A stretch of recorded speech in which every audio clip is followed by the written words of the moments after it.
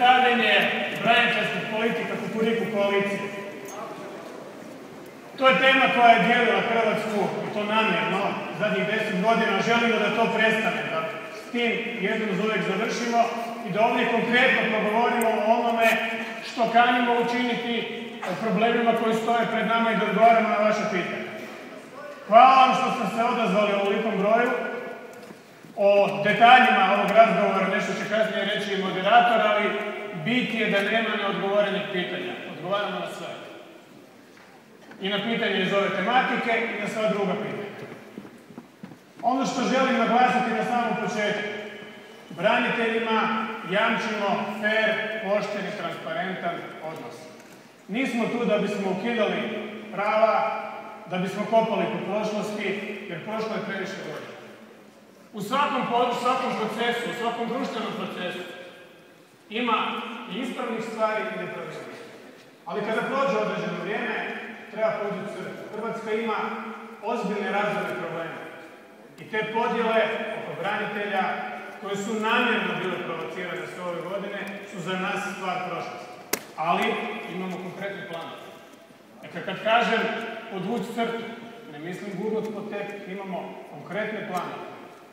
I oko zdravstvene skrbi branitelja, područja na kojem je do sada bilo učinjeno vrlo malo. Cijela priča se svodila na nekakva prava i privilegije. Da, i to.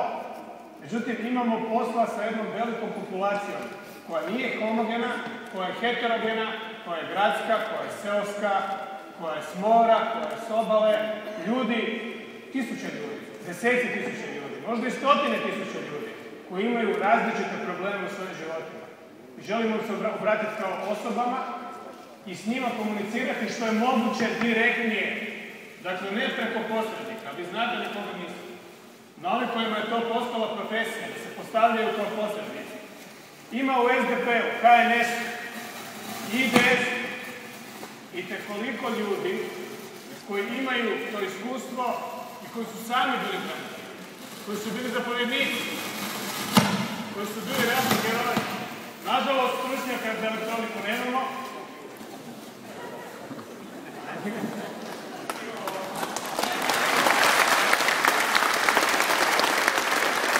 Šalice. Dakle, među nama ima ljudi koji su pozvani da govore o tome, ali svaki građanin je pozvan da govori o tome. To nije ničiji privilegij. I između nas, kao političara, kao programa, kao Saveza za promjene, kao Kukuriku koalicije i branitelja, ne želimo profesionalni posrednike. Direktno ćemo komunicirati.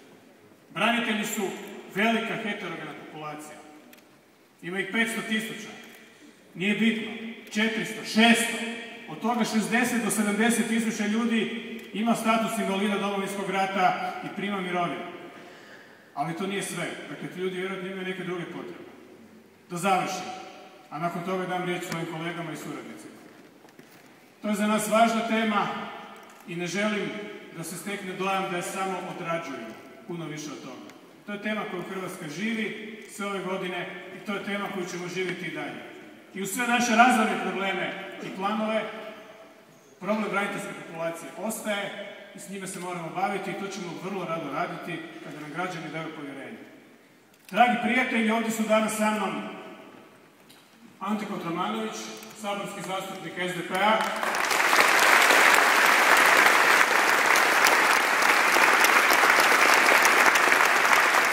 Osoba velikog ugleda među braniteljima i među hrvatskim građanima. Tu je i doktor Mirando Mrsić.